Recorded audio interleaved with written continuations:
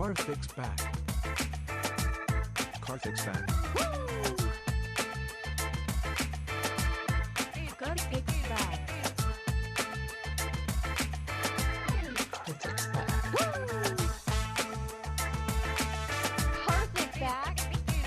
Car fix back. Car fix back.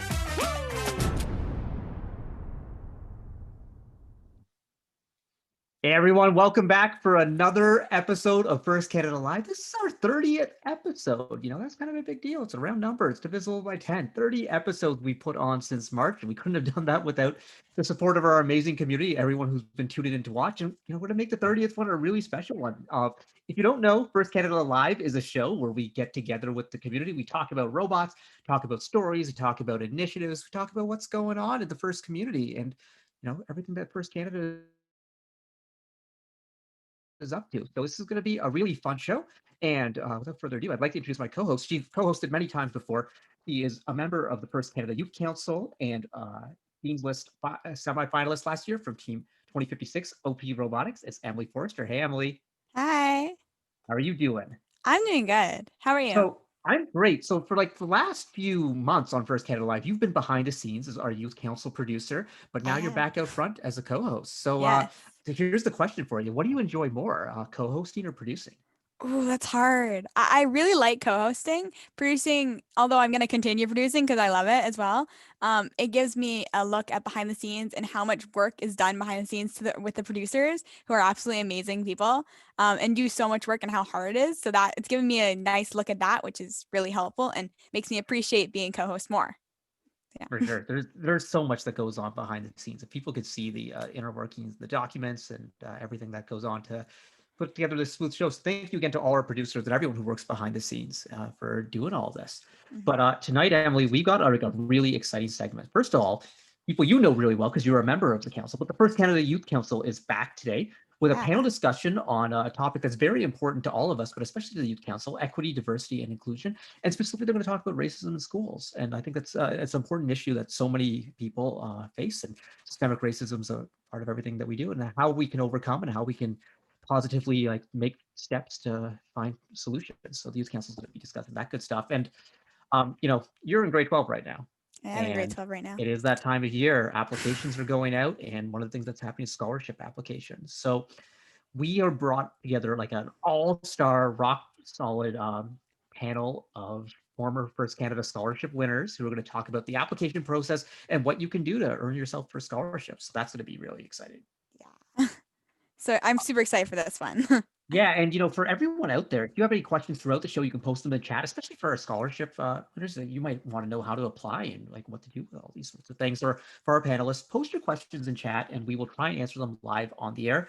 And also remember, we're here to have fun and celebrate excellence in our community. So let's maintain the positivity when you're posting those questions out there, and just kind of like you would be at an FRC event. You would be super positive if you were talking to your team in the pits, and you're going to do the same thing in the chat because that's what we do.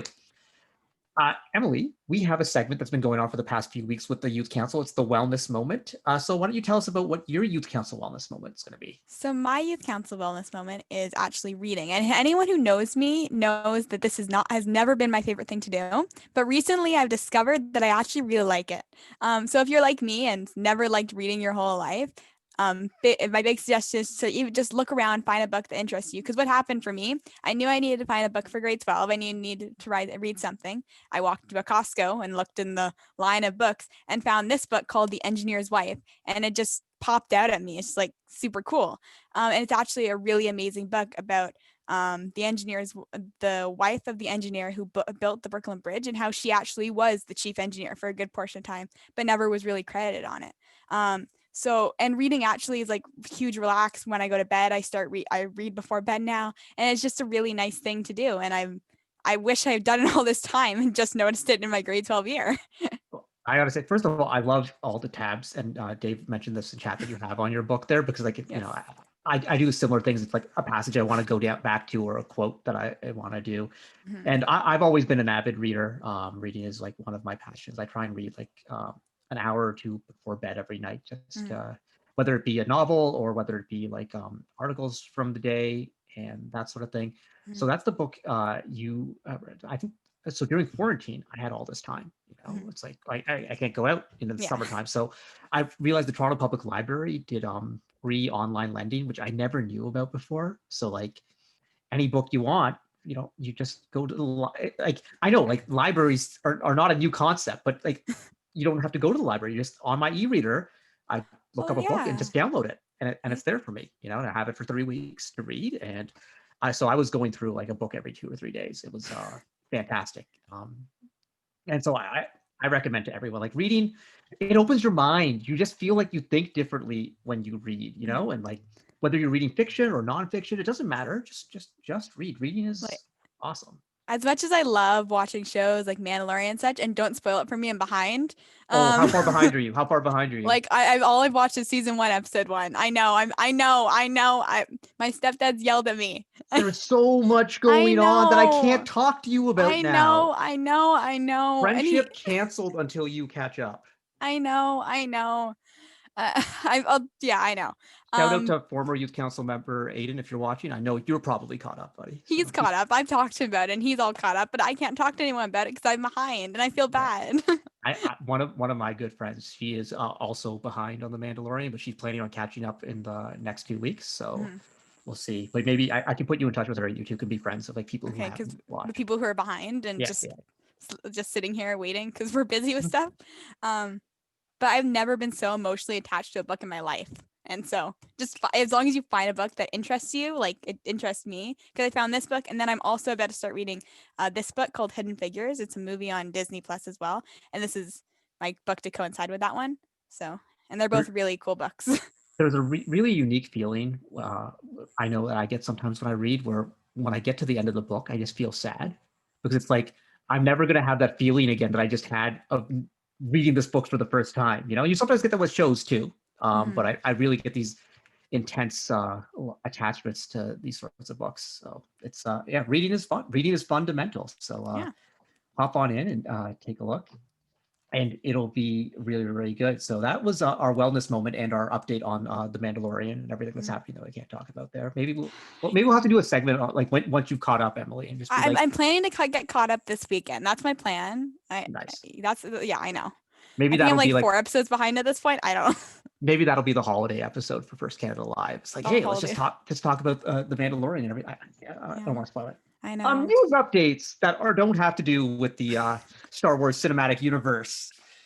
Emily, FRCT registration, there's lots of stuff happening. So the virtual kit of parts is still available and still open. So teams can log in and get their codes.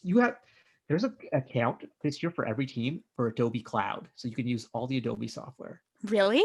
Yeah. Yep. So Photoshop, all that stuff. Oh, I need to tell my team that because we were just trying to figure that out like today. Well, there you go. This is why you tune into First Canada Live. You learned it. So the virtual kit of parts, if you registered and paid, you'll have access to that. If for some reason you don't have access to it, but you think you have registered, reach out to one of your First Canada senior mentors. They will help you out, or John Hobbins, and make sure you have that. But also, today, First published the kit of parts checklist for this year. So teams can see what's coming in the kit of parts. There's some neat stuff in there. What I think is the coolest, there's a full First Lego League challenge set in there. So Lego pieces, a Lego mat. So that's very, very exciting if you want to do some outreach, which ties into something I want to talk about next. So Emily, I think you probably produced one of these shows back when First Canada, we made some big announcements about cost reductions for this season, where there was a 50% cost reduction for competitive teams, but also a 75% cost reduction starting a classroom program with class packs, which was like massive. So we wanted to take a second to remind some of our FRCT and FTC teams about the opportunity that's available, not necessarily for their programs, but for our younger programs, for First Lego League Challenge and Discover. So many of our FRC teams, they mentor an FLL challenge team or an Explore team or a Discover team.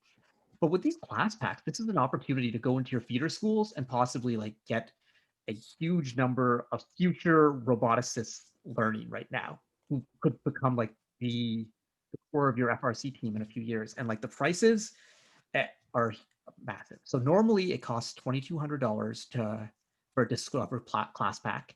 And this year it is only $550 with the grant provided by First Canada. Explore is normally $29.95, so like $3,000, and this year it is $800 with the grant provided by First Canada. I don't see a reason not to do that this year. That's Right. amazing. And the thing is, like, these prices, this isn't like one of those things where it's like, oh yeah, 30% off, and then that becomes the normal price. These prices will never happen again. They are available for a limited time this year as assistance for teams who are going through the pandemic, and First Canada sponsors have come together to put this out there. So this is a really big opportunity for teams. So if you've ever thought about getting some First Leg League discover or explore teams going in your community, now is the time to do it, because you can't beat these prices. And if you're kind of concerned about, well, okay, maybe we can start this, but we don't know what we're doing. This year, First Canada can help with some onboarding training to help the schools get started, to make sure that everyone's acquainted with the technology and has an engaging experience. So we'll help with that. So if you're interested, please reach out to Christine Bibick from First Canada. You can, she's the program manager for both First Lego League Explore, which is kids 6 to 8, and First Lego League Discover, the little ones 4 to 6. And you can reach her at christine.bibick@firstroboticscanada.org. And Christine's been on the show before talking about this stuff. And lots of you know Christine. So reach out and she will help you and that much more, and going above and beyond. So that is exciting stuff. But there's also an exciting show coming up next week, which is a normal episode of First Canada Live, but a little bit special because it's the Recharge Your Bot award show. So you're going to find out who's going to be winning Recharge Your Bot challenges. And I know, Emily, you submitted Recharge Your Bot challenge. I am so excited for this. Yeah, I am too. So I had a chance to look through all the videos. And if you want to look through all the videos, they're all available online. Just go on to either YouTube or Instagram and search the hashtag Recharge Your Bot. Recharge Your Bot, all one word, because it's a hashtag, of course, it's all one word. And you can see the full, everything that's been submitted out there. So you can see what other entries there. Have you taken a peek to see what else has been submitted? Some teams have submitted crazy like trick shot videos or like speeds. Like I am blown away by what I'm seeing here. Do you have a favorite one that comes to mind?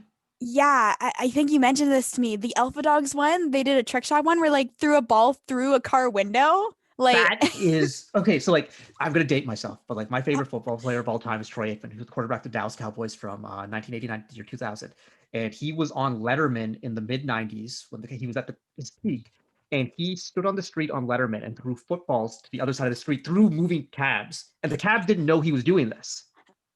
And so like, this is when I saw that from the Alpha Dogs, I was like, that's like this. Except they were doing it with a power cell, and like we all know how hard it is to be accurate with power cells. Yeah. So it was super cool. So that's the kind of stuff, well, we'll see what the judges think. The judges are making the final decisions on that. And so we have great volunteer judges, either some from our sponsors from 3M and from Hatch. And we also have volunteer judges we have FTAs, referees, cuers who are all judging. And so we'll see what they say, but all the final decisions are going to be announced Tuesday on the show. And we're going to look at all the winning videos to figure out who's going to win those prizes. So you're going to want to tune in for that. For sure. Yeah. I mean, you're always tuning in for First Canada Live, but this one's like really exciting. Yeah.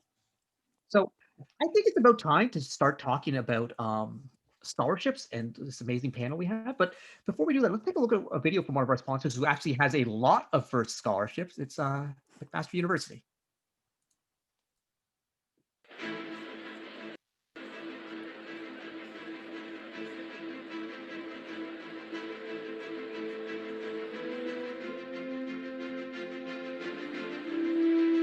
So today, right now at McMaster, we're doing robotics for First Canada, and we're team 6865. We're competing around with our robot, and during that, we are going through qualifications with other teams as an alliance, and then hopefully near the end of our competitions, we'll be picked in a team, and we'll be able to do elimination matches and keep going with that.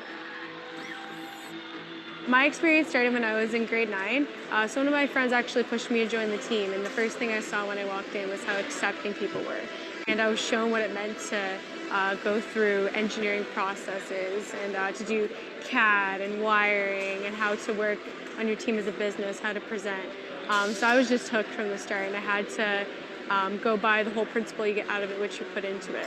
And now being first alum, I hope to go back and mentor while I'm in university.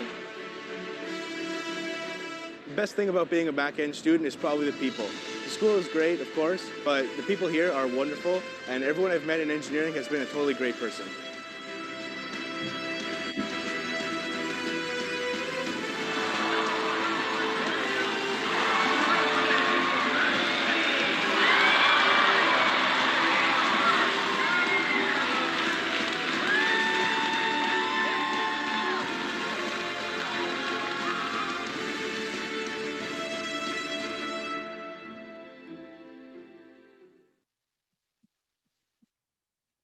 Hey, we're back. Okay, so Emily, that video, doesn't that get you a little bit pumped up? Doesn't it make you miss Oh my competition? gosh, yes. That was so good. And like the McMaster event, I know you've been many times and had some good success there. It just like, yeah, it felt like we were there. You know, you see Mhm. people, and you see 1241 like cheering in the stands right there. It's like, yeah, I feel that. I just want to be like, can I get a whole, yeah? Oh yeah. There we go. There we go. All right, let's talk scholarships. And so I'm really excited for this segment because we have like an all-star crew. Like, listen to these resumes here. First off, we have first Canada alum from Team 5024 Radar Robotics, biomedical engineering student at McMaster, and a 2020 recipient of the Canadian Women in STEM Awards. Sarah Arnold is here. Hello, Sarah. Hey, Hi, Karthik. How are you? I'm doing great. Thank you so much for being on the show. We're excited to have you here. Thanks for having me. Of course. Next up, we have another First Canada alum from Team 3161, the Tronic Titans, mechatronics engineering student at the University of Waterloo, and 2020 recipient of the Don Bosey Leadership and Innovation Canadian Scholarship. Also a world champion a couple times in another robotics program. We have Nick Rampertad. Hey, Karthik, how are you? I'm great, man. So good to see you here. Glad you could be here. And finally, you saw her just a second ago in the McMaster video. She's a First Canada alum and a mentor for Team 4039, Makeshift Robotics, mechanical engineering student at McMaster University, and the 2019 recipient of the Canadian Women in STEM Award. So the year before Sarah won hers, we got the two winners of this award here, Angela Toles. Hi, Karthik. How's it going? It's going great, Angela. Thank you for being here. Angela, also this summer you got to participate as a mentor in the STEMathon, which was super cool as well. So we got everyone here. This is like awesome. I'm glad you are all here, and we have a lot of questions to ask. But I think I just want to go around the table. If you could each tell us a little bit about yourself. Where are you now, and tell us about the scholarships that you've received. So let's go in the order that we came in, and we'll start with Sarah. For sure. Hi, I'm Sarah, everyone. So I'm currently at McMaster University in their Integrated Biomedical Engineering and Health Sciences program. And so as Karthik said, I got the 2020 Women in STEM Award, as well as an engineering scholarship to McMaster, as well as some community scholarships and scholarships given by my school. That is amazing. Congratulations on all of that, Nick. Yeah, so I'm Nick Rampertab. I'm currently at the University of Waterloo for mechatronics engineering, which is a Nick, mix between... I got to interrupt you, buddy. Water, water, water. Lou. It's what we do. And I'm the recipient of the 2020 Don Bosey Leadership Scholarship, as well as the 2020 T Scholarship for Community Leadership. Amazing. And Angela? Hi, my name is Angela. I currently go to McMaster and I'm in mechanical engineering. It's actually my first year in the stream because first year is general, and I'm also doing a minor in sustainability. At my school, I'm involved in things such as the Women in Engineering Society and bread suits, which people know a lot from McMaster. And I was on my first robotics team, Makeshift, from 2016 to 2019. And now I get to mentor them, which is super awesome. And in terms of scholarships, I was lucky to receive the Canadian Women in STEM Scholarship in 2019, the ArcelorMittal First Robotics Scholarship for McMaster, and I also received a research grant after my first year. That's all crazy, like really cool how you guys got all those sponsorships along with like the amazing First Canada ones. How many scholarships did you apply to in total? Shall we just continue in this order? Oh yeah, sure. Okay. Let's do that. I tried to count coming into today, and it was a good amount. I tried to count up, wasn't possible.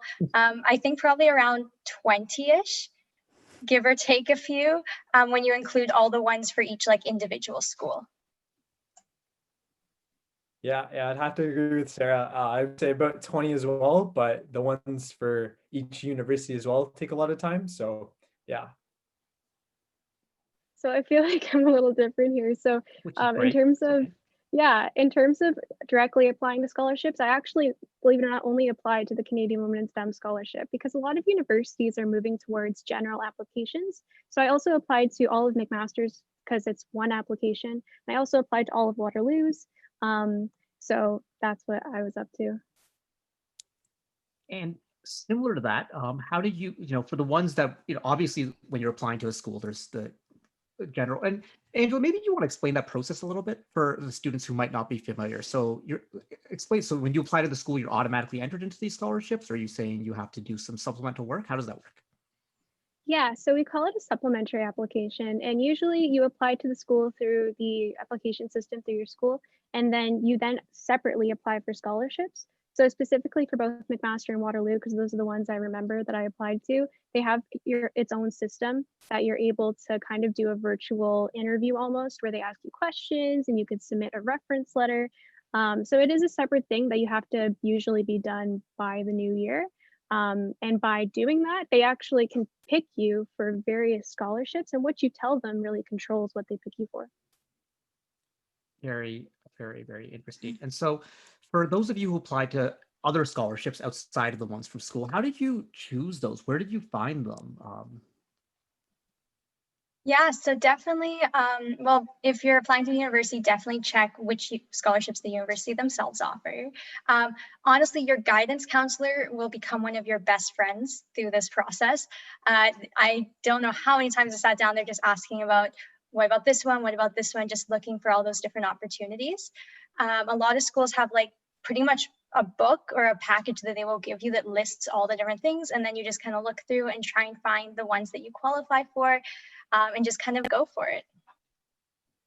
Yeah, to add on to that, there's also a lot of community scholarships around. So usually, at least in my region, we had a whole website that gave you access to all the community scholarships around, as well as a lot of the people around you, either if that's mentors or siblings, reach out to them because they will definitely know a lot of scholarships around that might not be as well known. Yeah. Yeah, and if I could to add to that, I think it's also important that when we go to university, I vividly remember researching the universities, like with the program and what you want to go into there, what the quality of the program. It should be the same thing with scholarships, right? Like when you look at the universities, look to see what they offer, especially as first students. You guys should really check out which universities have scholarships just for you, because universities want you. So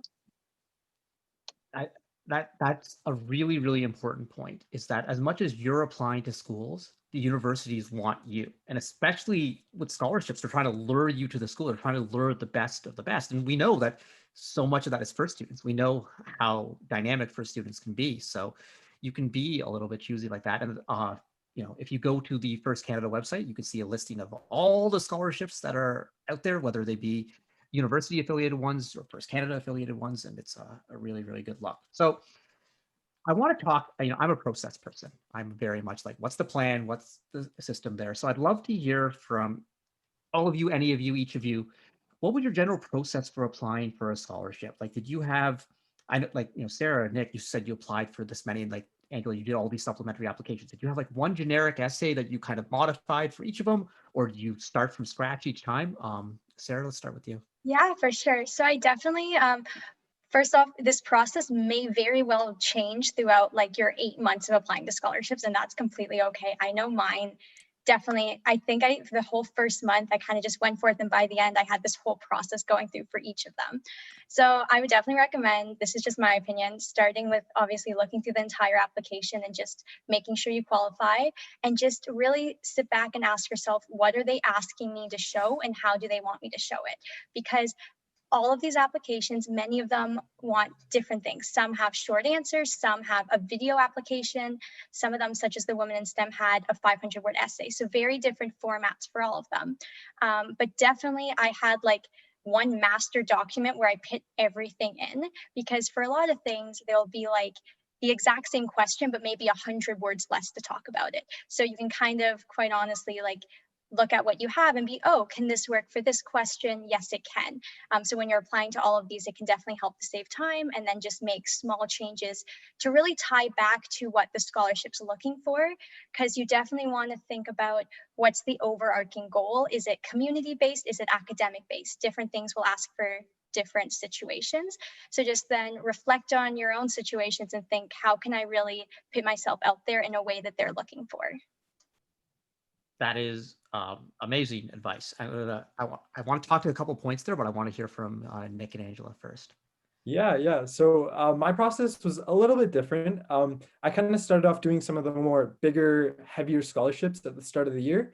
And that kind of gave me a basis for the rest of the year. So I could kind of take parts of each of those scholarships and apply it to some of the other scholarships that were asking for similar things.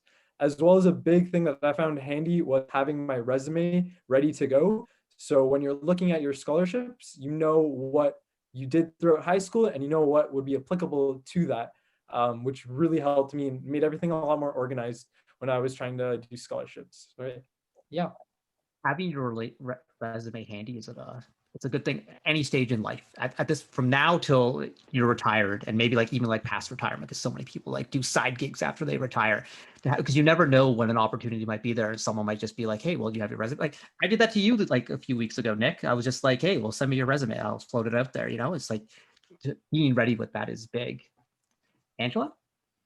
Yeah, and I totally agree with what Nick said. I think for everything, and there's also virtual interviews, as I said earlier. So sometimes you're put on the spot when you have to apply for scholarships. So having even your resume, even just a list of things you're like, I definitely need to say this, that's always good to have.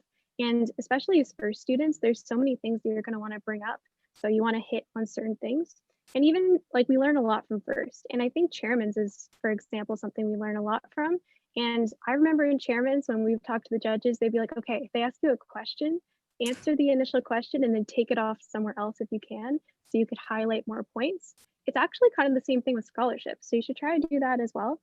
And yeah, and I just think it's great to personalize your essay because they want to really learn who you are. We love robots, but we're not trying to be a robot in our scholarship applications. So be yourself, talk about what you love, because really they do pick you person by person and they want to learn a lot about you and what you're passionate about. That's great advice, Angela, especially the piece about what you're passionate about, because that's what is going to drive all of this. So I thought it was really interesting, Sarah, when I was listening to you describe your process. First of all, it was like, it just made my heart melt because I loved it. But also it reminded me like it's a very similar process to building a robot. It is very much the first thing you do is you look at the game manual and you figure out, okay, what are they trying to get us to do? What are we supposed to do? And that strategic design process that, we teach the strategic design process for robots, but it applies everywhere. It applies to the chairman's award, and it applies to any project you're going to work on in the real world. And I love how you used it. I don't know if it was intentional or by accident. I've actually never thought of it like that before. I've honestly never thought of it that way, but that actually very much makes a lot of sense. Yeah, it's the whole like looking at what you need, analyzing it, then figuring out how do I get there for the best result.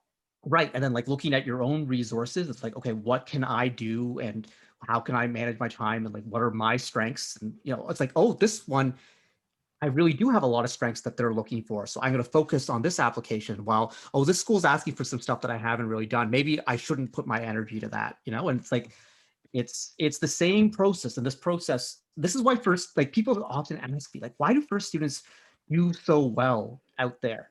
And it's not that because you know what a gear ratio is, or you know how to set up a CNC mill or whatever, like only like 1% of you are going to be using that stuff, but it's because you know how to solve big problems and you know how to compete and you know how to win. So like none of this was planned between Sarah and I. That was just that was like an instant advertisement for like the power of this program in strategic design, which is something that I am very passionate about. Emily, I'd love to hear your thoughts on this as someone who's starting to go through this process. Because I was I'm like at the beginning of going through the process. I think I might be a little late. But I really like that analogy of how you've broke it down, because now I'm thinking of it.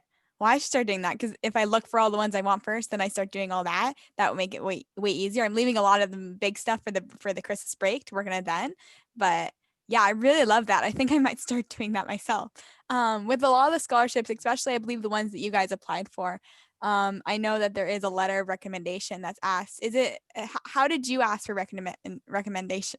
Letters of recommendation. That's a big word. Letters of recommendations. And is it scary to ask for them?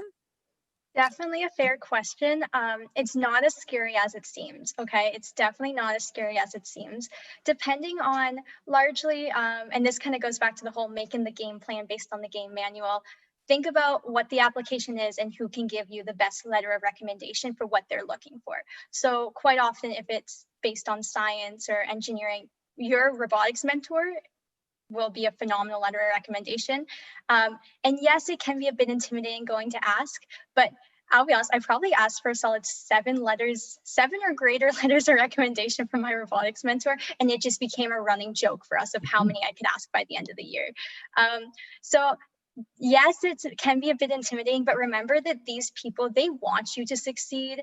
Like, and whoever you go to, if you feel comfortable enough going to them asking to vouch for you, then I'm sure that they know you enough to really, really want you to succeed. So they want you to do well. So they want to help you get there any way that they can do that. So yes, they may joke about it, but at the end of the day, they will be so happy to like help you out and give you that letter, from my experience at least. Yeah, for sure. I would definitely reach out to anyone and everyone you think is applicable for that, but make sure that you also give them enough time to write a very good letter for you. You don't want to give them a half a week to write a letter for you, because it's not going to be as good as if you gave them a full month to do it. So just be aware of their schedule as well as yours and try to plan it out throughout your year. Yeah, for sure. I completely agree. I had a similar experience too. I asked one of my teacher mentors, because you need one for the Canadian Women in STEM scholarship, to write it, and that was awesome. But I actually also had an experience where it was really daunting and scary. I did a co-op in high school at a McMaster lab, and the doctor there, I wanted to ask for, or I should say prof, I wanted to ask for a recommendation letter.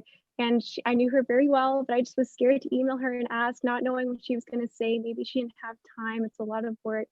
But I emailed her and I told her how passionate I was about it, about applying to MAC, about Canadian Women in STEM, about engineering. And we talked about it a little bit, and she was more than happy to provide it. So really just talk to them, tell them how much it means to you, and I guarantee they'll be more than happy to help you out. Yeah, that's all. Like, to me right now, I'm thinking about it because I know I'm gonna have to mention, like, who do I ask? Is it gonna be weird? And like that's really helpful for me, and I'm sure it is for a lot of other people in my situation. And I could say that doesn't go away into adulthood, because you'll often need references for jobs and whatever. And it's like asking someone just to be a reference on your resume. You know, I still like, sometimes, because typically you're asking people who are mentors in your life. And so of course you're nervous, because like you look up to them, and so like that's natural, but that's okay. If I could add a couple tips just as someone who writes letters of recommendation. So Nick, you hit number 1, like, please give us enough time. I'm at the point now where I will say no if there isn't enough lead time given, because there's just so many going on, and sometimes it could just become a little bit overwhelming. I think the other piece is make sure that the person you're asking knows you really well, because I think there's sometimes a tendency where people, it's like, well, I want to get the person with like the best title or whatever, and so like, oh, like my dad's friend is a CEO of this company, but he might not actually know you other than like, yeah, she coached your little league team at one point or whatever. So you're much better getting a reference from like a mentor on your robotics team, who may just be, the title might just be just, as if there's a just junior engineer, but they've worked with you intensely and have seen you CAD the robot and whatnot. So like, I think that one is important. And also make it easy for the person who's writing you.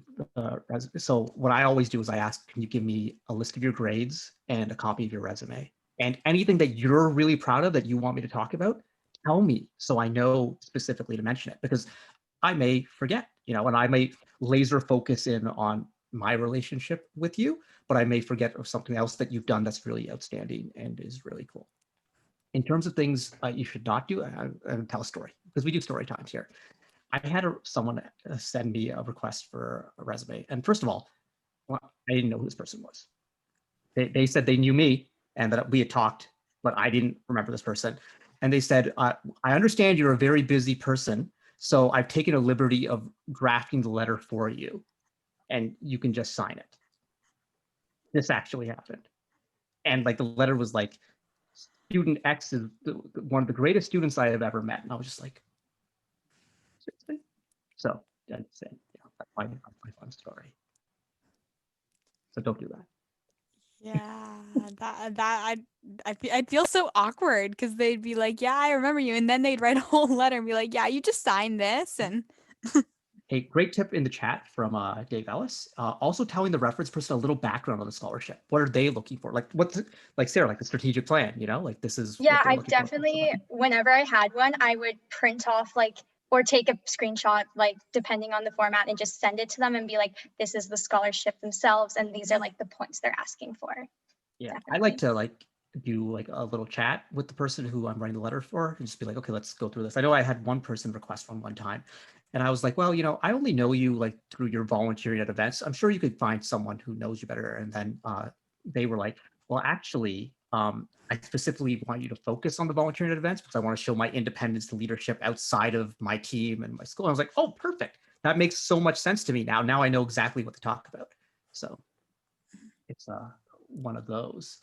So there's a lot of good stuff coming out here. And, you know, we talked about how to find scholarships, but like now in the essay, what makes a good scholarship essay? So we understand there's a plan and there's, you know, making sure that you're giving them what they're looking for, but what else makes a good scholarship essay?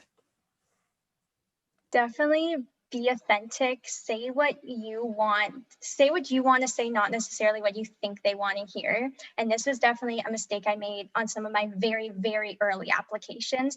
I would write it more based, oh, what's going to sound the best versus like, well, how do I truly feel about this question? So definitely just be authentic with it and say what you want to say, but obviously have it related to the end goal of like answering the question and such. Yeah, and then obviously plan it out. And like, especially if you're doing short answer questions, you may have like 4 different questions and like 200 words each. Plan out ahead of time what you're going to talk about for all 4 questions and make sure you can highlight as many great things about yourself in each of those 4 situations. That's my best tip. Yeah, for sure. So I would say the best thing to do is to tell a story through your essay. You don't want to just list off random facts about yourself. You want to be able to show that you did different things throughout your 4 years in high school, as well as in elementary school you can even go into.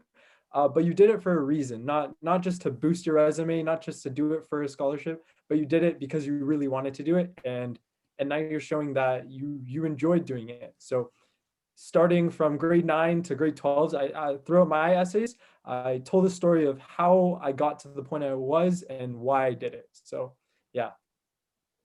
Yeah, I think it's really important for them to really know like who you are and what you care about. And I know when I was a student on my team, I was always made fun of because I love to emotionally connect with people, and people would always be like, you make everybody cry because of like happy stories, like judges and stuff. And you want to have like a similar thing, that when you're writing your scholarships, you really want them to get a sense of what you want, who you are. I remember in my Canadian Women's STEM scholarship, I actually started my essay with a quote. And it was something, I don't remember it specifically, but it was something about how, you know, girls can be princesses, but they could build their own castles too. And I just wanted to set the tone for my essay. So really make it your own. And also just as like a writing point of view, make sure you go through it, edit it, good spelling, because that, even just like with job applications, that makes like a big difference as well. Okay, you're all the experts, and this is great. A couple of things I want to just throw in there, because that tie back to what I was talking about last week on the show about the Chairman's Award, and then the one we did with HQ. You know, as Angela said, the key to effective writing is rewriting, and that's like a quote that I live by. Just start early, repeat, repeat, repeat. And I think one thing that a lot of chairman's teams are really good at is that whoever's reviewing these may be reviewing a stack of essays. So how do you stand out? How do you be memorable? And I think one of the things, and Angela, I think this is a strength of yours, as you said, is they may not remember what you said, but they will remember how you made them feel. And so they already have a list of everything you've done. That's your resume. And that's like the boxes that you're filling in. So tell them a story. And like Angela, you mentioned earlier about getting across. And Sarah, you said be authentic. And that's another way to get these things going, is like that feel, you know. And I think for a lot of you, you're describing, especially if you're applying to a first scholarship, a lot of people are gonna have similar stories of, you know, my favorite moment was when I became the driver, or when we won the chairman's award, or you know, how are you going to make this stand out? How you need to tell them the specific emotional journey that might make it a bit more memorable. So Emily, are you taking this all in, getting ready for your applications here? I'm soaking it all in and soaking all the knowledge from hoping that it'll give me luck. I really like what Nick said about telling a story. I know that I have so much I can say in my application, and I am so ready to write it. Then that helps a lot, being able to tell a story through it and start from grade 9, go to grade 12. My next question for you, and I think one of you mentioned it earlier, did you have any interviews? What were you like, and what's key to do a good interview? So Sarah, if you want to start. Yeah, so similar to Angela, I had video interviews related to supplementary applications for a few different schools. So they weren't directly for the, like, it's not like you did it specifically for the awards. It was to be considered for both like admission specifically, but could also help towards scholarships. And so depending on the school, the process will be a bit different, but often they're very much like, they give you a question, you have a few minutes to prepare, then you just answer the question on the spot in a video interview. And so definitely these ones can be stressful, absolutely. Best bet is to have your resume there, make some jot notes beforehand, and just kind of have some talking points for different kind of things. Honestly, it's like a job interview. It's very much like a job interview. You're thinking about what are some of the best things that I've done that I want to talk about. And then if a question comes up that you think you can work that into, then just bring that up. So that's my best bet. There are, I know, some scholarships that have interviews separately. I never had that directly. So mine was always just through these supplementary applications, but that's definitely a good thing to consider. Yeah, my best advice for the supplementary applications for each university is to practice as much as you can. So the great thing about these universities is that they actually give you practice questions and you'll be able to record yourself through the software that they give you. So I remember in winter break, I sat down and I just went through those over and over and over because I was too scared to actually start it. So I just kept practicing. So I would keep practicing and you'll get better over time because it's just like going into a judging room. So you guys already are pros of it. You're kind of just redefining what you're talking about. I was also in an interview for my TD scholarship where they took like the top 20 kids from across Canada, or top 70 kids from across Canada. And yes, it was very nerve-wracking because you don't know how you compare to everyone else. But the key thing there is just to be yourself, kind of like what Sarah was saying before. You want to really connect with them and tell them a story as well through your interview of why you did what you did.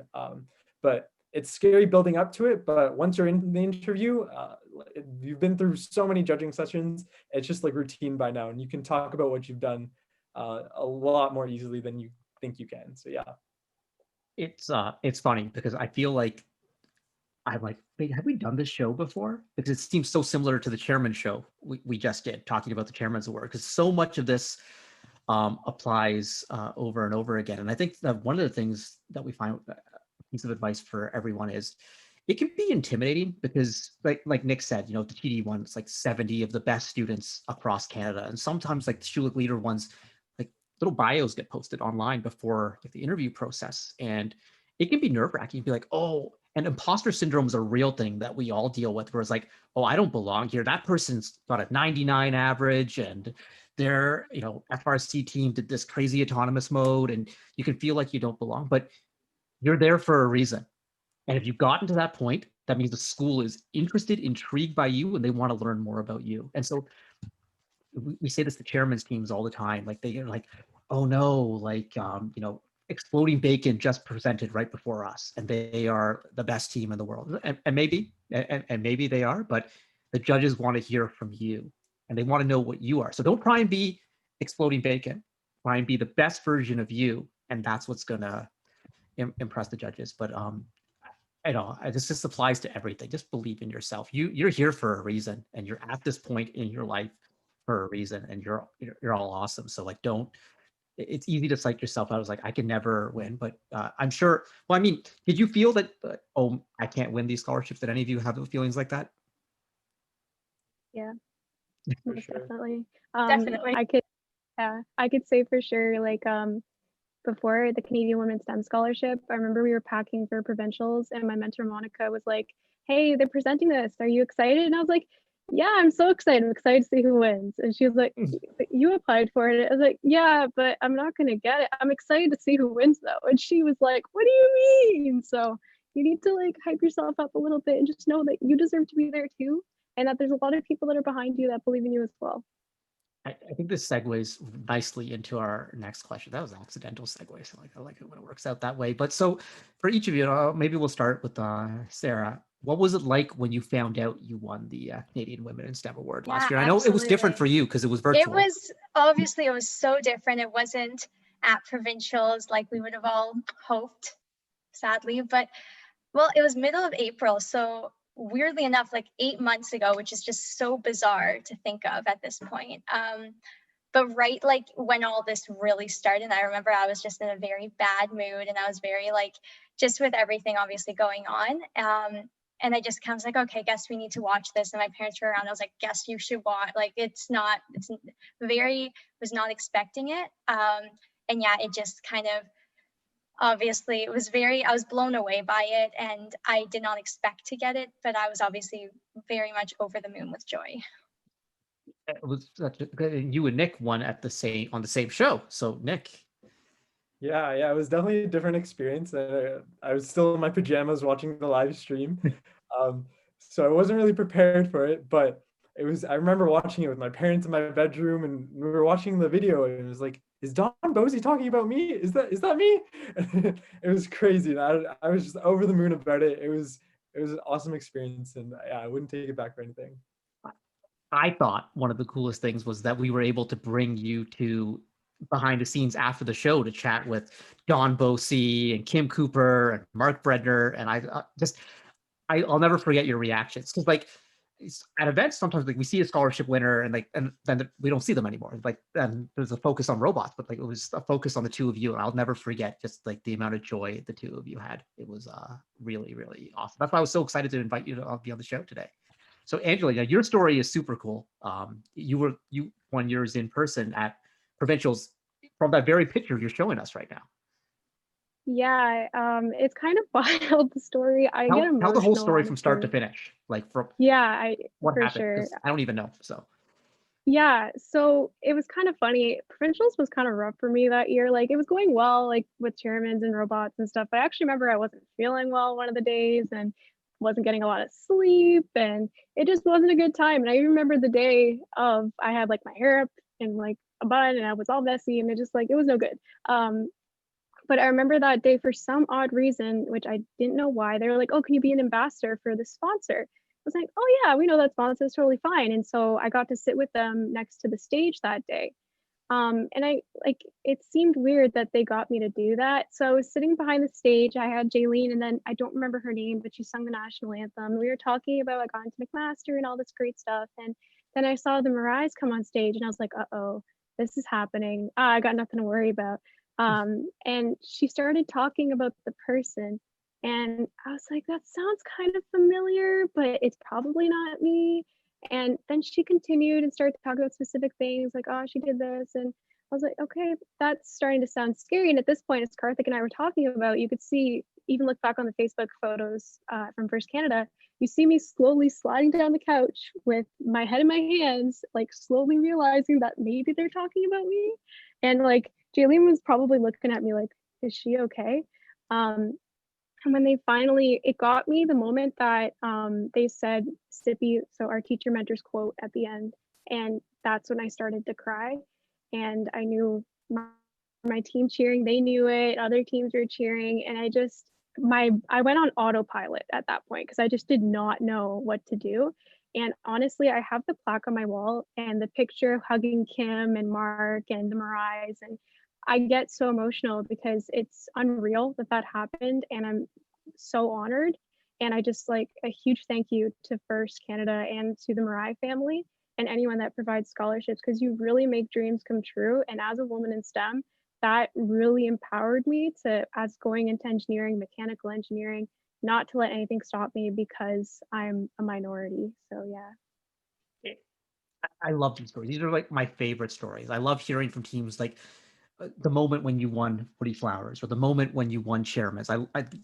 I think we should write a book of all of these. Of just like, there's so many good ones. I have a few in my history, and it's just like, yeah, it was such a cool moment, Angela, because like a small number of us knew that you would want, and that's the reason you were brought down to be the ambassador. Was that we wanted to make sure you were right there as this was happening, and so we were peeking over at you as this was happening, and it was just like, oh my God, this is so cool.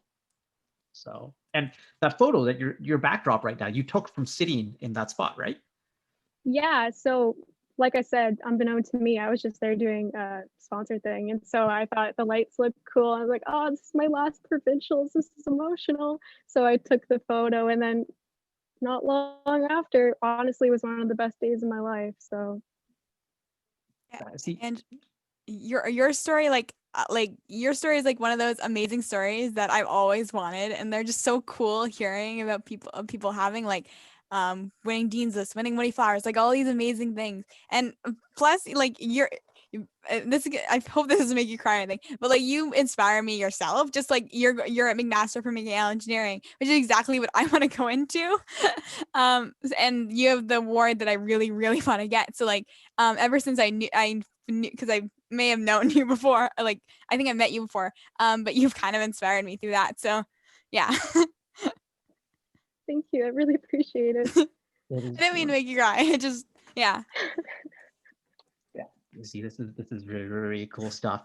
We have a good question from chat I want to make sure we get to in our time here. And what do you do for the leadership scholarships? As in, what do you think set you apart from others when applying for that scholarship? Because I think leadership is one of those, it's a esoteric term in some ways where a lot of people don't define it in different ways. So for anyone whose scholarships were based on leadership, I'd love to hear. Yeah, for sure.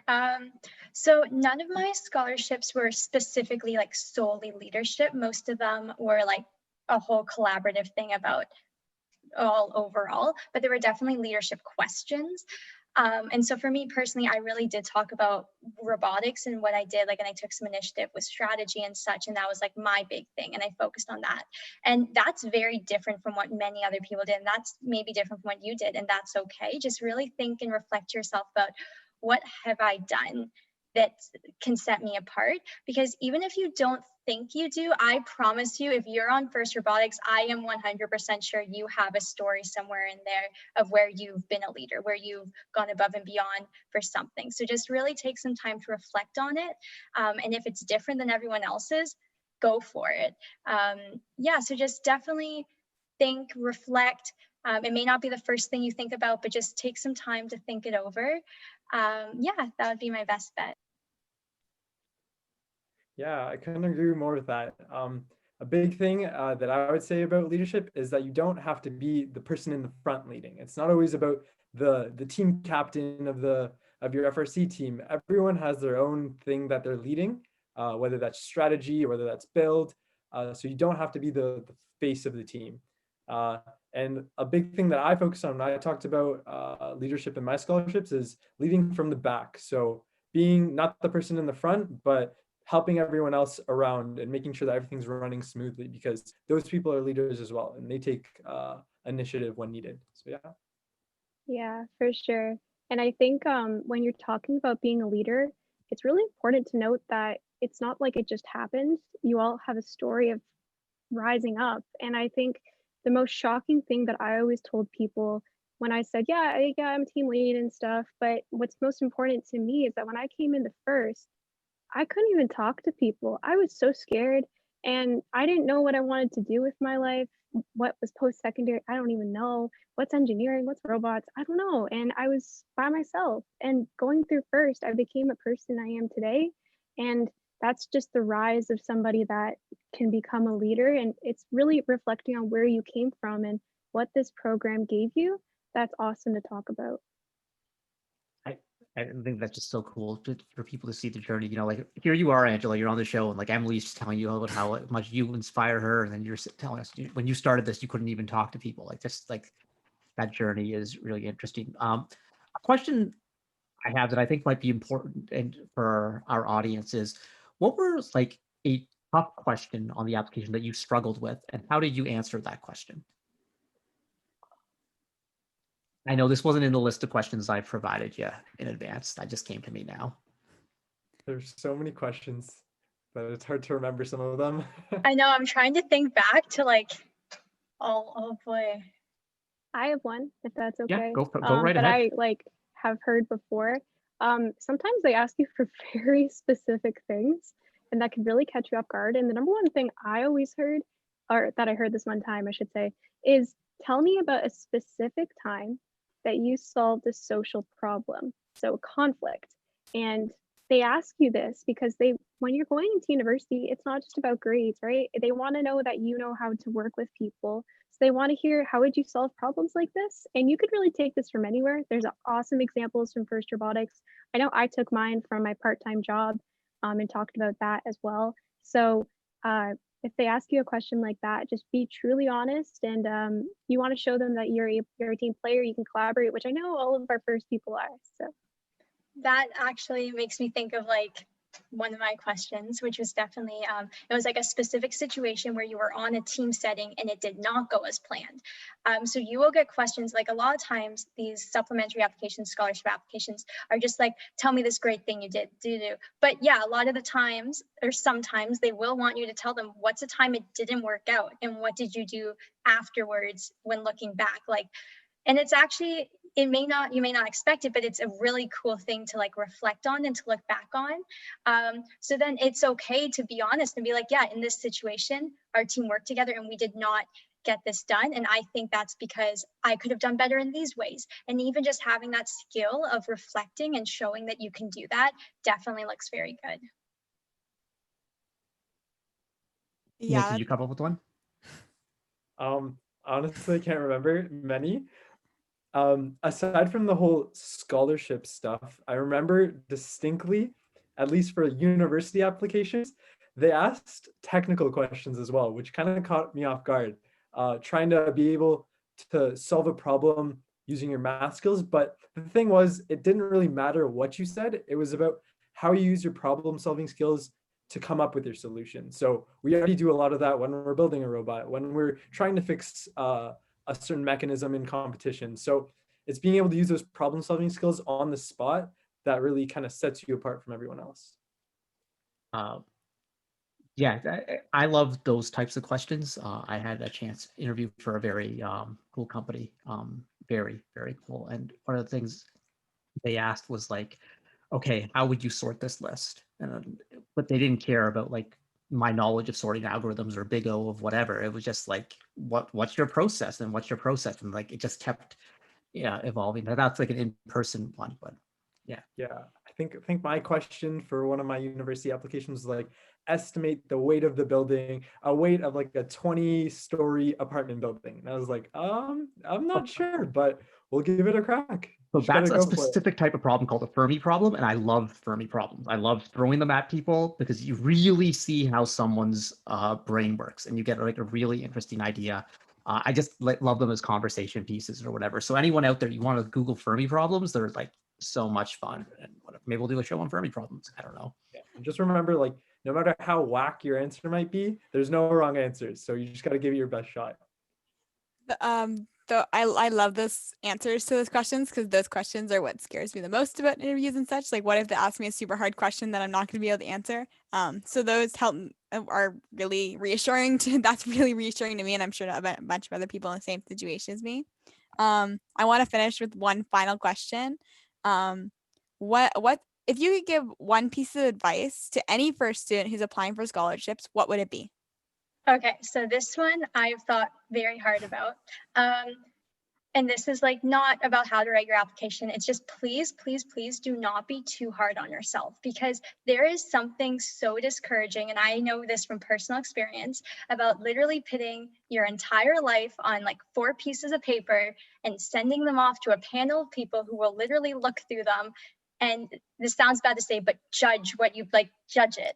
And there is something very discouraging about getting that email. And yes, I've been very fortunate to get a number of scholarships, but there were so many that I did not get, and that's okay. And there is something discouraging about getting that email of, I'm sorry, we had so many valid applications, we are unable to sponsor you.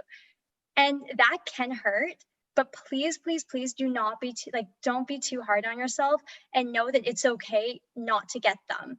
And that nothing, whether you get it or don't get it, it doesn't make any of the great things you've done to this point in your life any less valid. So please just remember that as you're going through this process.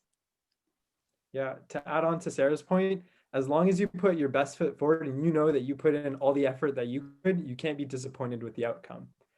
So I would definitely don't beat yourself up over anything, because we've all not gotten a lot of things after applying to a lot of these scholarships. But my piece of advice is to just be genuine. A lot of these scholarships can see right through when you're trying to fluff up something. And I would not advise doing that. You want to tell them your story and why you did it, and be genuine about that. And that'll really come across in how you write your essay. Yeah, and just really quick, so we talked a lot about imposter syndrome today, and that obviously really resonates with me because I struggled with it quite a bit. And what my advice is if you're struggling with that and you really don't think you deserve something, you're like, just remember that cheesy quote that you miss 100% of the shots you don't take. And every time I think I'm not good for something, I think about my team, and I think about how I'm here because of them and I'm representing them. I do this not just for me, but because of the message of the scholarship, and because I want to do this for them so I can represent them the best I can. So you can do this, you got this. I'm sure you guys will all do great. So best of luck. Thank you. Those really help. I'm so hard on myself when I don't get things and such. So like that's helpful. And I always try to fix myself, and I'm definitely gonna fix it for these scholarships. But though that's amazing advice, and this whole segment's been so, from my personal experience, is so helpful for me going into this right now. So yeah. Yeah, and thank you for being on the show. This was like inspiring on so many different levels. This is more than I expected to get out of this, which is really, really cool. So thank you all. Good luck with your exams, and keep focusing on that. And we hope to have you back on the show as volunteers at events. All those opportunities, all those options exist, and stay in touch. And thank you for everything. And for everyone out there in the community, this could be you. This could be you. And also, don't be intimidated. Like, I know right now you're probably like, I can't live up to these three. They are so awesome. But you can. You can. Just be the best version of yourself. Thank you, everyone. We're going to be back with the Youth Council to talk about equity, diversity, and inclusion. But before we do that, let's take a look at a word from one of our sponsors.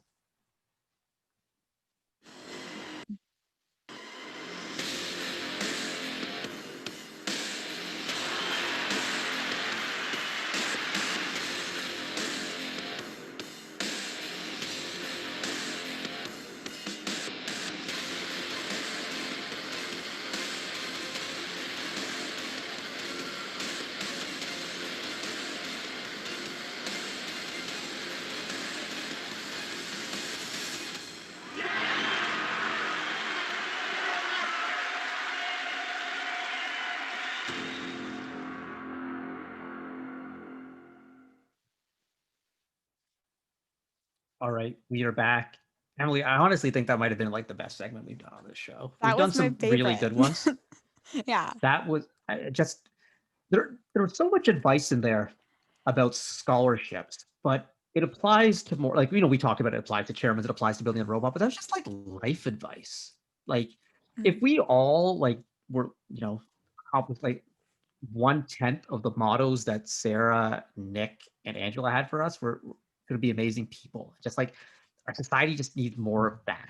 That was fabulous. I am super happy about that. Yeah. And we got another good segment coming on. So we're ready for this, Emily. It's your crew. It's your crew. It's my crew. That's right, me and my crew. So let's welcome members of the First Canada Youth Council onto the show, starting off with a student on First Team 7712, ACC and Umoja. We got Maria. Hello, Maria. Welcome back. You were just here like last week, right? Yeah. I have a co-host.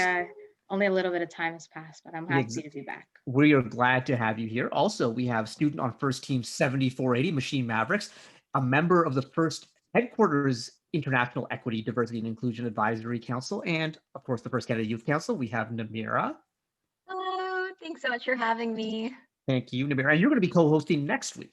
Yes, I'm So so we excited because I got haven't like been on since March, so I'm really looking forward to it. we're excited that we got like the past, the present, the future of the co-hosts right now. So that's really, really neat. And of course, student on first team 4939. She helped run the First Canada STEMathon this summer, which was just an amazing event. We have Mahak D. Hello, I'm so excited to be here. Thank you for having me. Well, welcome back, Mahak. Glad to have you on the show. We've got a great group here. And so we're talking equity, diversity, and inclusion. And I think yourselves and the Youth Council have put together a little bit of a slideshow to get us going. Yes, that's correct. Take it away. Awesome. Maria, would you like to get us started there? Sure. So to begin this discussion, we kind of wanted to make sure everyone was on a level playing field, given as we are talking about ED&I, and we know that these discussions are new to a lot of people. So we wanted to start with defining a few important terms that we might reference throughout our answers and throughout our segment tonight. So first, for performative activism. So performative activism is defined as activism done to increase one's social capital or one's level of social acceptability rather than one's devotion to the cause. So one example of this that many of you might be familiar with is the black square that was posted back in back in June on a Tuesday that was supposed to be Blackout Tuesday. This was viewed as performative activism because a lot of the people, some people who posted the square stopped there and didn't continue to do any learning and reflect on some of their own biases or help support the Black Lives Matter cause further. Another important term that we'll be discussing tonight is intersectionality. And intersectionality, if you kind of want to think of it as the word like intersection, so it basically means the different identities that somebody might possess. So for example, this could be like a racial category you're part of, this could be a gender identity you align with, this could be a sexual orientation you align with, all those intersections that kind of create the identity that you live with on a daily basis. So those are the two terms I'm going to define, and I'll just pass it over to Namira to do some of the other ones. Awesome. Thanks, Maria. I think those were some really great explanations. And I feel as though with approaching equity, diversity, inclusion, especially back in June, when I think a lot of these conversations were starting up, I started hearing all these new terms and I was like, I've never heard these before. What do these mean? And so one of those terms was Slacktivism. I was thinking about the platform Slack and I was like, what does this have to do with anything here? But it's pretty similar to what Maria was talking about in terms of performative activism. So it's where you're kind of engaging in doing something where you're not fully devoted to making a change with what you're doing. So that could be like the Black Square, for instance, but it's really just being an activist, not because you really care about the issue, but perhaps because others are doing it, which makes sense sometimes. There's always like a sense of conformity and peer pressure, I think, that exists with social issues, for instance. But it's really important to consider what you're posting, consider what you're vouching for, what you're advocating for, and what you believe in as well. I know that the past few months have been a big time of reflection for me. And so it's given me a lot of time to think about, well, what do I really care about? And how can I create goals or what steps can I take to meet my goals in terms of being or engaging in allyship and learning about equity, diversity, inclusion.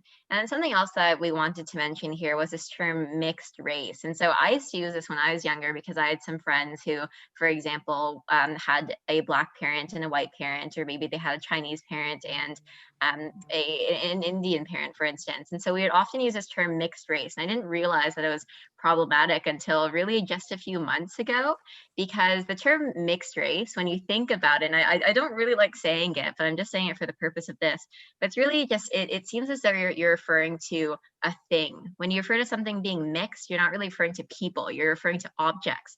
And it sort of implies, I guess, the opposite of mixed, where someone might be like pure.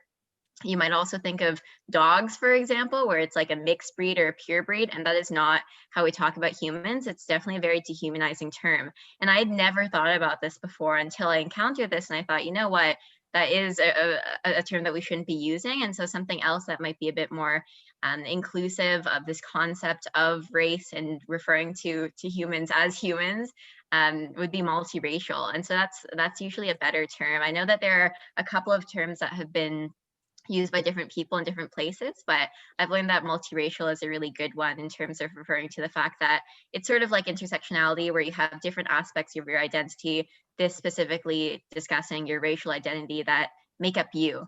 And I think now I'll pass it on to Mahak. Yeah, so since this is an equity, diversity, and inclusion panel, we really want to take a few minutes to unpack what equity, diversity, and inclusion, EDI, really is. We speak a lot about it in our first community, and it's one of our core values, especially when we're doing outreach and other initiatives at competitions as well. But for myself specifically, I never really understood equity, diversity, and inclusion until I got onto the youth council. And I think sometimes this is a mistake that all of us might make, because we don't really understand exactly how this can be implemented into either our first team or just our life in general. So we really want to take a few minutes to just understand like what each term means. So equity, for example, refers to like the fair and respectful treatment of all people. So this means that we do everything we can to identify and eliminate any unfair biases, stereotypes, or barriers that may be present that may limit like the full potential. So for example, since we are talking about education in this panel, that may be present in our education system. And more often than not, we confuse equity and equality. But one way that I like to remember it is that equity is the process versus equality is the result. So equality is really what we're trying to gain versus equity is like the process that we might take. So for example, my team really looks at equity as the process, equality is the result when we think about our outreach events. And then diversity refers to a demographic mix of the community. So with a focus on representing equity, deserving groups. So equity is sort of incorporated in both like diversity and inclusion is the creation of an environment where everyone feels welcomed and is treated with respect, and is able to fully participate. And another example I kind of want to bring up is that this is actually a really good example that I use to understand the difference between diversity and inclusion, is that when you invite someone to a party, that's diversity, but asking them to dance is inclusion. So I know I love dancing, this is why I brought it up. But TikTok dancer. I know, a renegade for life. But I guess like this is a really great way to really make sure that you aren't really looking at like how many girls are in the room. But for example, when we look at women in STEM, like we just talked about during the scholarship panel discussion, but also whether they feel included and they're participating and feel like their voices are being heard. So this is very important that we really recognize this and make sure it's implemented and understand what's going on.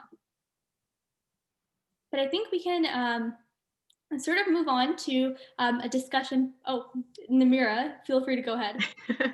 A discussion with Namira. This next slide here is something that we felt pretty passionate about when we were discussing, I guess, our learning in the past few months. And I think that this presentation is a product of that learning. We just want to be sharing what we've learned in the past and to continue to learn as a community. So I know that growing up, I used to always use the term visible minority or minority when referring to, I mean, myself, for example, as a brown person who grew up in a community that was predominantly white, for instance, or how I'd refer to some of my friends, for instance. And I think that that's what we heard a lot in the news and in social media, and we always referred to certain people being minorities. But what I've recently learned just within really the past year or so is that the term minority isn't always accurate to the situation of people who are represented in a group. And it also has a sort of center around whiteness. And what I mean by that is this term visible minority might imply that you can see differences in race, which you can't always see. And I think that this relates as well to the concept of being multiracial. I have a number of friends who are Black, so they grew up with one Black parent and one white parent, for instance, but they look white. And so they're treated based on their visual appearance, but there are a lot of parts of their identity that you can't just see from looking at them. And I think that makes sense for any part of your identity. You should never really judge a book by its cover, so to say. But I think something that's been really interesting for me is to learn about these terms and why to not use people of color, for instance, because again, that's something that's very centered around one group of people, where where a better term to use might be racialization. And this is something that I sort of learned through my school board, because we were discussing what terminology to move forward or moving forward. And then also the HQ EDI Council, where in the US, for example, people of color is a really common term, but something that we've started to use in Canada is racialization. I think that this somewhat refers, or it somewhat connects to what Mahak was talking about in terms of a process or a state, where racialization is this whole process of being defined by some characteristics because of your race. So these could be physical characteristics, or they could be more like your personality, for instance, but it's really just based on one part of your identity, but it's just that it's revealing this process here instead of just being a state that's there. And then racism would be the social construction, which we can talk about in a second, of superiority or inferiority, so power relations based on these previously determined characteristics. And I know that was a lot of big words to start off there, but it's really just to say something that we really want to express here is that race is a social construct, in that we shouldn't be defining people just by our physical characteristics. And I think a great example of this that I learned not too long ago was that in the early ages of, I guess, the United States, when there were Italians and there were Jewish people and Irish people as well, they weren't considered white. Whereas nowadays, if you look at an Irish person, for example, they look white, but they were actually categorized as a different race. So they're non-white and sort of put into a similar group, again, why we shouldn't be categorizing people based on these characteristics as Black people, as African Americans then. And so that's really interesting to me, but then it's also important to look at a sort of spectrum of color as well, and why you can't just say that one Black person will be treated the same as another Black person, because you have people who have lighter skin or darker skin within different communities. I know I'm South Asian, so I know within the South Asian community, there's unfortunately a prevalence of colorism, where people might discriminate based on how light or how dark you are. And there are a lot of different roots to that, but in the end, it's really important to realize that racialized is a good term to use, or at least a term that I'm definitely most comfortable with, because it implies this process of social construction based on race. And racism, unfortunately, is what we often refer to as these discriminatory practices, which can become very extreme. But that's because of this process of racialization, and because of sort of having a sense of inferiority or superiority depending on who you are in relation to the people around you. So we just thought that that would be interesting to discuss, because I know I'd never heard the term racialized before 2020. I think I'd always said, visible minorities or something similar. But it is really important to realize that there's more to a person than just the color of their skin, or how curly their hair is, or how they speak, or how they act. There's so many different parts to them that make them a person. And that's, again, the concept of intersectionality. Yeah, it's really interesting. And thanks for sharing those definitions and giving us some background. Because I think, number one, we can all learn, as like Namira said, she learned about this in 2020. So those of you who out there who are watching are feeling like, well, I don't know. I don't know what words to say, what words are okay. It's like, that's okay. We're all learning, and it's about making the effort, and it's about trying to learn. And it's about, you talked about slacktivism, you talked about performative activism. So let's move beyond just say, putting a black square, but doing some research and learning about these terms. And when you encounter a term that you're not sure about, let's look it up. Let's go to Google, or let's ask someone who knows, ask a trusted teacher, ask a trusted mentor. And if they say, oh, I don't know, then let's look it up together. That's one of my favorite things. When someone asks me something I don't know, it's like, I don't know either, but let's go figure it out as together. On racialization, it's really interesting. But the example that I find most curious is when you look back at the Rwandan genocide in the early 90s, the Hutsis and the Hutus, those were completely socially constructed groups. Those groups didn't exist before Europeans arrived in Africa, and they made those groups up because it was easier for them to administer the awfulness that colonialism was at that time. So again, it's just some of these things that we take for granted as, oh, well, that's the way it is. It's actually social constructs. And so thank you so much for sharing all of that. But I know when you all came on the show today, you wanted to talk about what's happening in schools and how is this impacting schools? Because guess what? First students are in schools, some of the time they're in virtual school. But obviously, this year, 2020 was pivotal when we talk about the journey of anti-racism. with the Black Lives Matters protests in June, which was protesting some incredibly awful injustices that happened, and not just injustices that happened right then and there, injustices that have been happening for centuries. So, but how have those protests affected young people? Specifically, have you noticed changes in your schools? Maria, would you like to get us started there? Sure. And I don't want to go back for too long, but I just want to differentiate quickly between social construct and not real. So when we say that race is a social construct, we mean to say that it was made up and agreed upon by human society. However, as Namir was mentioning with racialization versus racism, that doesn't mean that race itself doesn't have material consequences. And they can range from like small microaggressions to like extreme violent acts, such as what was seen in May, and then the resulting protests that were against said violent action in June. So it is important to like realize that yes, it does have an effect, but it is again made up, and that's not necessarily the way that you should always be defining people, although it does have real life consequences. Yes, but to answer the question, can I interrupt you for 1 second, Maria, before you answer the question? I love what Sure. you just did there, because that's how the learning process evolves. Like we're all trying to, this is new stuff. We're trying to figure it out. And so it's important for people, when you have knowledge, and if something is, slightly misinterpreted, make sure it gets clarified. And it's okay. Number one, it's okay to clarify things for people. Number two, it's okay when someone clarifies for you. It's not like it's an attack or like you don't know what you're talking about. It's just like, hey, let's all learn together. So I loved that. And I love how the youth council is so good at that. So thank you. Yeah, for sure. And I think it's that, especially when I remember when I was first learning about like the term social construct, it was kind of confusing me a little bit. So I thought I wanted to maybe clarify it for others. Maybe I can. But in terms of how my school has changed personally, I know there was a lot of outcry from students at my school, because I know a lot of students, at least in my grade, are very politically involved. So what was started was a diversity council. So we have meetings every third Friday where we we discuss an education piece. So it could be like, for example, something recent would be like, we'll give a little bit of information on École Polytechnique and the recent National Remembrance Day of Violence Against Women. And then we'll go into an action piece, so like what actions people can take against certain injustices that are happening at the moment.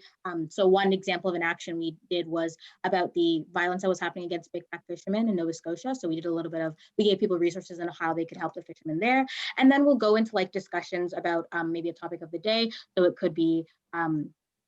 could be something about like cultural appropriation. I know we had a discussion about that over Halloween, but we'll try and have these meetings to give both students and staff a space to discuss these issues or discuss action items that can be taken and how they can apply that to their lives, both inside and outside of school. And then as well, my school is piloting a new program. I believe it's called Name Coach. And basically you can pronounce your name and then you can create an account, pronounce your name, and then you can attach that to the end of your email. So people will be able to hear how your name is pronounced, which will hopefully help with mitigating the mispronunciation of different names. But yeah, so those are the two big things my school has been doing.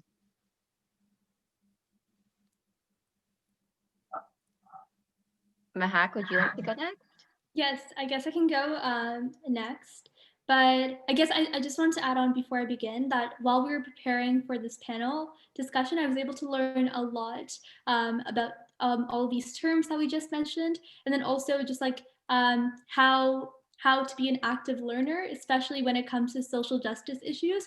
And I know since May and June, I've been able to reflect a lot on myself and my own just like the lens that I look at different issues from.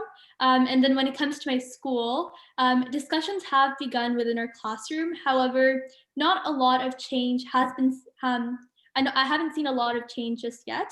And then also because my school is mainly made up of brown and black students. So we have an advanced placement program, so a regional program at my school. My school is based in a very like low income area. So that's like a lot of the students who are a part of this regional program are mainly brown students versus those who are in the academic or applied stream or black students.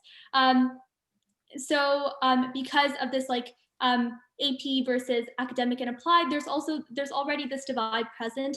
However, a lot of student-led initiatives and clubs have begun at my school. So for example, we have an Interact club, and for the month of September and October, they focused a lot on the Black Lives Matter movement as well as EDI within our school. So they had different panel discussions. They put out social media posts because of the current situation that we're in, that really like looked at different terms and terminologies that we use and also applied it to our own learning within our classrooms. And I just found out that today my school had an equity seminar, which I heard was very informative and amazing. So I'm really excited for it because it did half our school today, and I guess my classroom is going to be attending the seminar tomorrow, so I'm really looking forward to that. But those are some steps that we've taken, but I know there's a lot more that we have to do. Awesome. I was just thinking about our initial discussion when Maria, Mahak, and I met about this. We were trying to think about what we wanted to discuss, and it was just so interesting to look at the differences even within our own schools. I know that I attend a school in Kingston, and so it's a predominantly white community, and so we have different backgrounds and different populations at our school. And I know that our school has made a number of, I guess, more administrative changes, but then we've also seen changes amongst students as well in terms of discussion. So I actually met with our principal, who told us that our teachers all have equity goals that they're completing right now in terms of how to discuss equity in their classrooms and how to be equipped with ways to have those discussions in a comfortable manner, because a lot of teachers just haven't had that training before. So I think that's really great. And I know boards across Ontario have started equity training, equity plans, etc., for their teachers, for their staff, for their students as well. So I think that's really wonderful. And I know that we also have on our student council, we have this new position that's called an equity commissioner. So we have a senior and a junior equity commissioner, and they're just completely dedicated to bringing in equity in all of our discussions and student councils. For example, with Spirit Days, which there are a lot of, I guess, hidden inequities with Spirit Days that you wouldn't always think about, but a lot of socioeconomic barriers to participating in them. So that's been really great. And then in terms of discussions as well in class, I mean, I feel as though my class has done a 180 since last year. The text that we were talking about then and the text that we're discussing now, I feel as though we're a lot more, I really like this term, but we're a lot more comfortable with being uncomfortable. And I think that's so important in these discussions about equity, in these discussions about race as well, because I feel as though we kind of edged around the term of race. We didn't want to say the word racism. It was a bad word then, and it still is a bad word now, but it's something that we need to discuss because it's so prevalent in our communities, and it's so important that we're all taking action to be anti-racist and to be supporting our friends, our community in better ways. And so I think I've seen a lot of really great changes in my school, and those are just a few.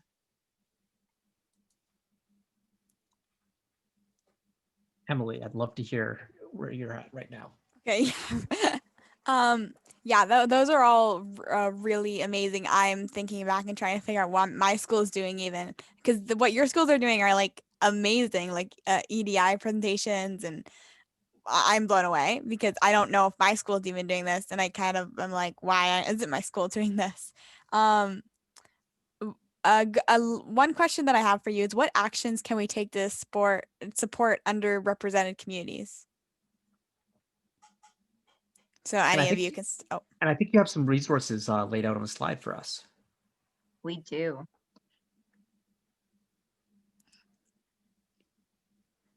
Awesome. So the first resource that we want to, I guess. Oh, sorry. Okay. No, sorry.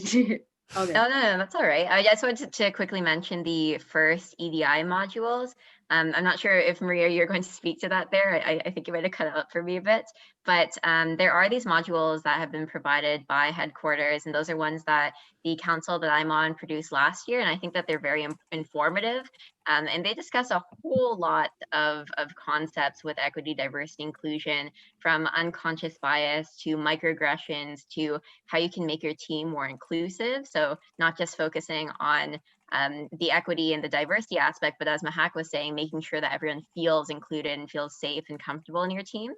So I highly recommend those modules. I know that there are a couple of them, and I have found them very informative. And then we also have a couple of books to mention here. So Maria, would you like to go on there? Yeah, so we have two books mentioned here. Of course, there are there are a plethora of ones you can research, but these are the two. So the first one is called The Skin We're In by Desmond Cole. So he's actually a Toronto-based author, and this book is centered around Toronto specifically in 2017 and some events that were happening then, and kind of goes more into detail about systemic racism in Canadian institutions, because sometimes that discussion is left out and we more talk about racism on a larger scale, where we focus on racism in the United States, but it's also important to recognize the systemic racism in institutions that are also in Canada. And then Critical Race Theory by Lois Tyson. So this book kind of talks about critical race theory, which is the effects of race on one's social standing and effects in institutions such as like the legal system and political systems in society. So it goes more into depth on that topic. And I think do you want to talk about like other actions that people can take? Yes, of course. So sorry for cutting you off there, but just like some of the last things that we have here is Ask School Admin. Namira gave an amazing example about how she went and talked to her principal. So some things that you can do is contact your local MPPs, brainstorm beforehand. If you're feeling a bit nervous, you can also go with a group of friends. And then the last part that we have is donations. So some important questions. Maria, do you want to maybe mention some important questions that we can ask when making sure that we're donating to the right places? Sure. So some important things to consider when you're choosing where you want to donate to are kind of the credibility of the organization and like its reputability as well. Also considering like the scope of the people it supports. So is it on a local or a national level?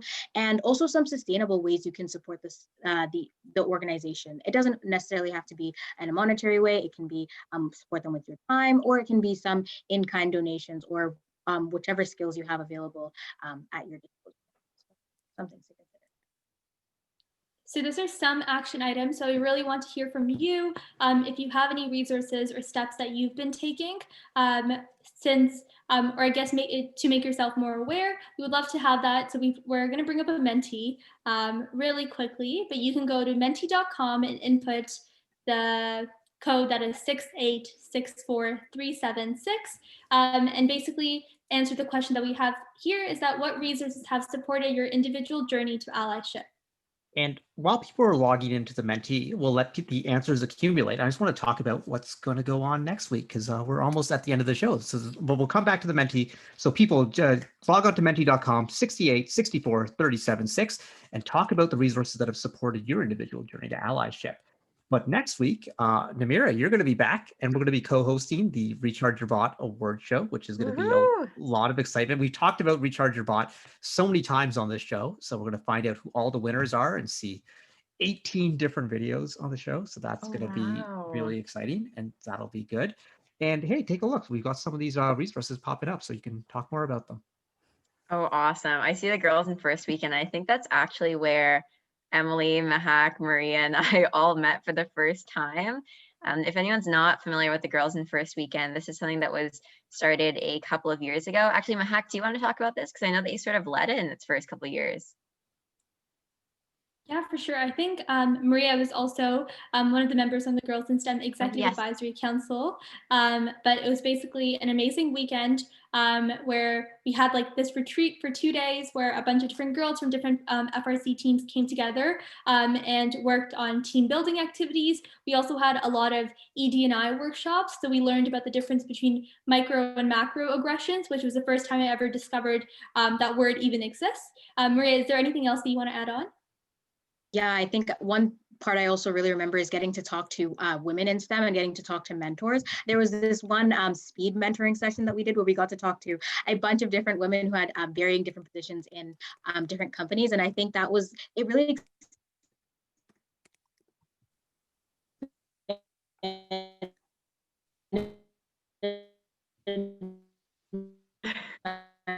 I think we're having trouble with Maria's internet right now.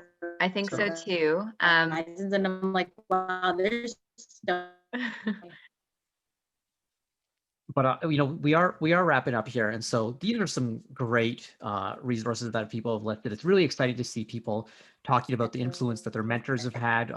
like Dr. Imogen Coe, who's almost like a First Canada mentor, the Yeah. STEMathon, and this is really good stuff. And you know, we have a lot to talk about here because we've run over time. So clearly we need to bring you back in the new year to talk more about equity, diversity, and inclusion. And maybe we could do another terminology session, and we can make this a semi-regular thing as we learn about all of this. So thank you so much for being here. And we'll make sure that we get Maria's input whenever we get her internet fixed. It happens to everyone on the show at some point, right? You know, it happened to me in the pre-show, but this is really good stuff. Namira, Mahak, any final things you'd like to say on ED&I? I think the only thing I'd say is that it's really important that EDI is a process. You'll never, or I've spoken with a lot of EDI experts who always say that they never reach this point where they're like, oh, I'm an expert now in EDI. It's just that they're, I guess, a bit farther along in that process than we are, just because they've been at it for longer, which is awesome. But it's so important to be uncomfortable in these discussions and to put yourself in the learning mindset. So I think that's all I'd say there. And that's something I've definitely been doing. All right. Well, thank you so much to the panelists for being on. Emily, final things to wrap it up, my co-host. I've missed co-hosting. Being behind the scenes, I don't get to connect with things as much. And although I am going to be behind the scenes more, I love co-hosting. And this was such an amazing show to come back and co-host for. Well, like I'll say this: we'll bring all 4 of you back as co-hosts in the new year. You just got to sign up. You know, we'll make it happen. Thank you so much. Everyone's awesome. Next week, Recharge Your Bot Award Show, and that's going to be the mid-season finale for First Canada Live. We're going to take a break for the holidays, so next week you're going to want to tune in. Thank you, everyone. Have a great week. Enjoy everything and say hello to the Elks Swaggy E. Bye, folks.